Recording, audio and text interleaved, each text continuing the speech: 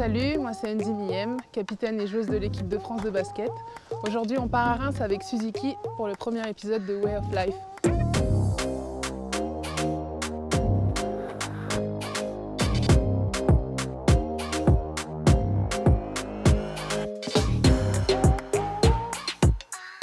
Je suis partie de Reims, j'avais 13 ans.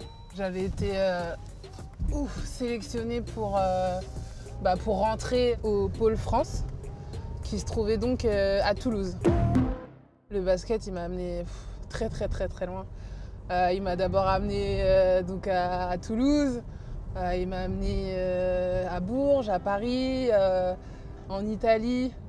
Il m'a amené où je suis allée en Martinique, je suis allée au Brésil, je suis allée à Londres, je suis allée tellement d'endroits avec le basket. C'est sûr que je pense que si j'avais pas fait de basket, honnêtement, j'aurais jamais fait autant de voyages et autant de rencontres.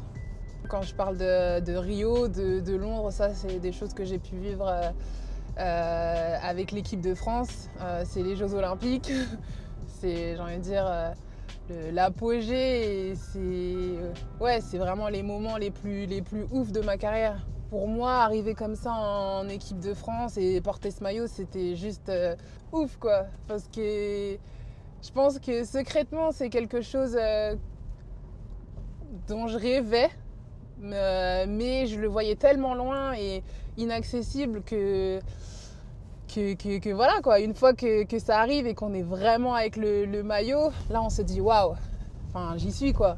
J'y suis arrivée et c'est réel. Pour commencer la visite de ma ville, je vous amène ici, donc c'est la place d'Erlon. C'est la place la plus connue de la ville de Reims.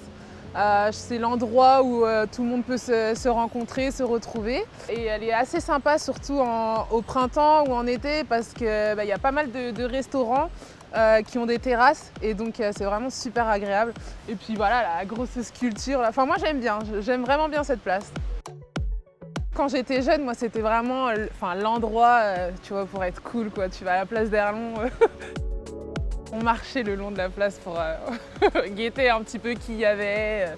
Et sinon après, un peu plus tard, généralement avec mes amis, on choisissait un resto et on se posait, et voilà.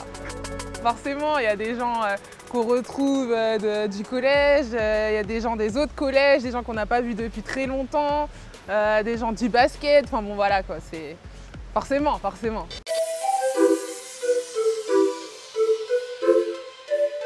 Quand je dis que je suis de Reims, Reims, le Champagne, oui, Reims, le Champagne, oui.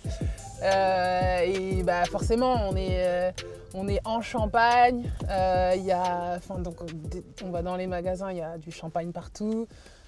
Forcément, il y a plein de petits villages aussi autour de Reims qui ont des vignes, qui vendent du champagne, il y a plein de petits viticulteurs, tout ça. Enfin, voilà. Tous les Rémois, on est obligé de parler de champagne, forcément, on en entend toujours parler, on connaît, c'est normal. Donc là, l'étape suivante, ça va être d'aller à Pommery. Donc il y a les maisons de champagne et je pense que c'est un endroit qu'il faut voir. Celle-là, elle est particulière parce qu'en fait, elle se trouve sur le chemin qui m'a amenée en fait au gymnase de mon premier club. Donc je passais tout le temps devant. Et à chaque fois qu'on passait en voiture, je trouvais ça juste magnifique. Donc voilà, c'est vraiment un endroit sur lequel je voulais vous amener et vous montrer ce lieu magnifique.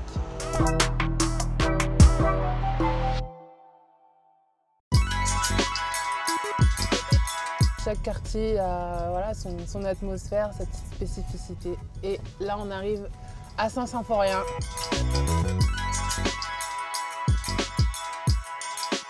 Mes premiers souvenirs ici, donc à Saint-Symphorien, fameux terrain playground de Reims, c'était, il me semble, parce que j'avais ma grande cousine qui faisait du basket aussi.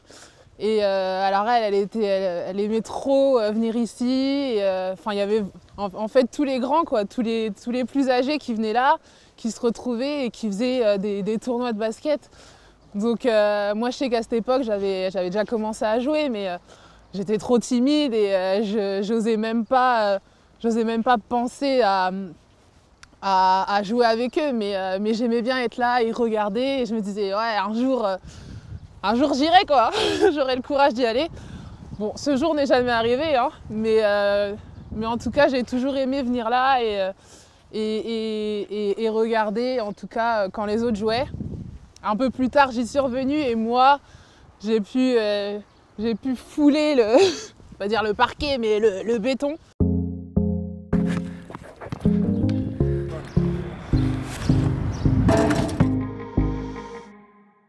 Alors là, je vais vous emmener à la cathédrale Notre-Dame de Reims. C'est un peu un des endroits incontournables de la ville. Quand on parle de Reims, il y a forcément la cathédrale. On va faire un petit tour, comme ça je vais pouvoir vous montrer le devant et le parvis, c'est super.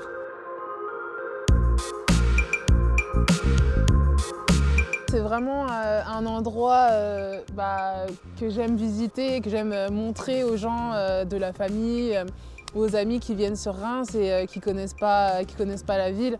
Parce que voilà, ça fait partie des spots incontournables de la ville de Reims.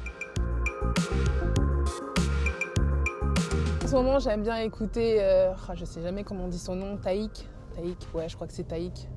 Un petit chanteur R&B, tout ça, là, originaire du Cameroun en plus, donc ça va bien.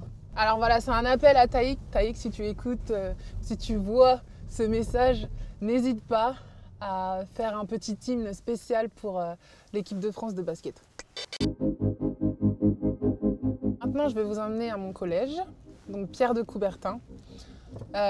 Qui se trouve à Cormontreuil, donc c'est une petite ville juste à côté de Reims.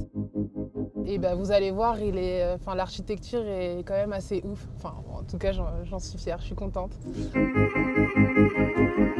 C'était le collège, moi j'étais trop fière de pouvoir y aller parce qu'il avait ouvert il y a 3-4 ans et donc il était encore tout neuf. Puis même quand on voit un peu l'architecture, il était différent, quoi. Il avait un truc un peu swag, quoi. J'ai une prof qui m'a vraiment marquée, c'est donc Madame Laguin. C'était ma prof de sport à l'époque. Et elle était c'était une passionnée, elle était au taquet. Et un jour, elle est venue jusque chez moi. Elle a sonné pour me faire aller à la compétition d'athlétisme à laquelle j'avais pas trop envie d'aller, mais elle était déterminée et c'était hors de question d'y aller sans moi, quoi. J'ai fait la compétition de lancer de poids. Je suis championne de France. J'avais gagné la compétition en UNSS, c'est il y a très longtemps. Mais voilà, quoi. Je pense qu'à cette époque-là, il n'y avait pas de gabarit comme moi, 1m80 déjà en 6e, donc voilà. Je dirais pas que j'aurais pu faire les JO en lancer de poids plutôt qu'en basket, mais pas loin. Je pense qu'à un moment donné, sur mon chemin, j'aurais vu une Isa Yacoubou et ça aurait été tendu.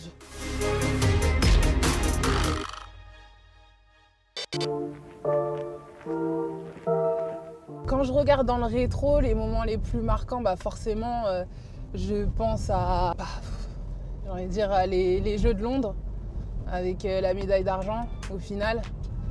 Là, c'était vraiment le truc de fou. Parce que je pense que déjà, des Jeux Olympiques, c'est la compétition reine que tout athlète rêve de faire, tout simplement. Nous, on a pu la faire.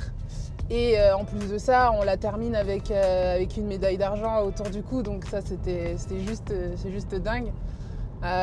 Juste après, je mettrai quand même le championnat d'Europe en 2009, où on finit championne. On y arrive là-bas et avec une équipe qui était quand même très jeune, qui avait, j'ai envie de dire, presque aucune expérience. Et on ressort de ça avec la médaille d'or, donc c'était juste dingue. Un podium, c'est ça qui a vraiment de la valeur. C'est là où on ressort de la compétition et on peut être vraiment fier de ce qu'on a fait. J'ai envie de dire encore mieux si on est sur les deux dernières, enfin les deux plus hautes marches du podium. Et effectivement, quand on n'arrive pas à atteindre un podium, là, moi, j'ai du mal. C'est des choses, j'essaie de faire un peu table rase et c'est assez fou. Généralement, je ne me souviens même pas de la position à laquelle on a terminé, quoi. Et on s'est mis quand même des bons gros objectifs pour cet été. On a donc le championnat d'Europe et les JO. Donc pour le championnat d'Europe, on vise le titre, clairement. Et pour les Jeux Olympiques, bon, c'est vrai que le titre, c'est toujours un peu délicat parce qu'il y a les Américaines. Mais j'ai envie de dire que si on vise le titre, au pire, si on l'a pas, bah, on finira deuxième. Donc ouais, on part vraiment avec ça en tête d'y aller pour avoir une breloque autour du cou, quoi. Et pas pour effectivement se dire que l'expérience humaine était top et que non, on va chercher un titre. À 32 ans, on a tendance à me parler pas mal de ma fin de carrière. Honnêtement, à cette heure-ci, c'est encore un peu, c'est flou. Je sais pas trop où j'en suis, mais tout ce que je sais, c'est qu'en tout cas, cet été, c'est un gros objectif, donc ça, il y a aucun doute. 20 ans après, ça pourrait être une belle image, un beau symbole de terminer avec le maillot bleu au JO à Paris. Mais bon, c'est une autre histoire.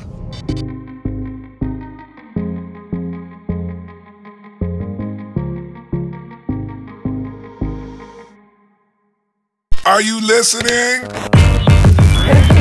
Bless.